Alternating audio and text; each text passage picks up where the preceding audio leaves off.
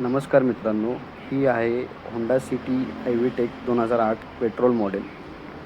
यामध्ये गाडीच्या ॲक्सिडेंटमुळे frontal portion पूर्णपणे डॅमेज झाले आहे. त्यामुळे गाडीचा दोन्ही एअरबॅग ओपन झालेले आहेत व पुढील भागामध्ये गाडीचा bonnet, right side fender, headlight, front bumper, radiator, condenser ह्या सर्व गोष्टी डॅमेज झालेल्या आहेत. आपण हे सर्व पार्ट ऑर्डर करून रिप्लेस केलेले आहेत. त्यामध्ये राईट साईडचा जो ॲप्रॉन तो आपण प्रॉपर अलाइनमेंटमध्ये वेल्ड करून रिपेअर केलेला आहे. ह्या सर्व गोष्टी रिपेअर झाल्यानंतर गाडीचा जो फ्रंटल पोर्शन आहे तो आपण पूर्णपणे रिपेंट केलेला आहे.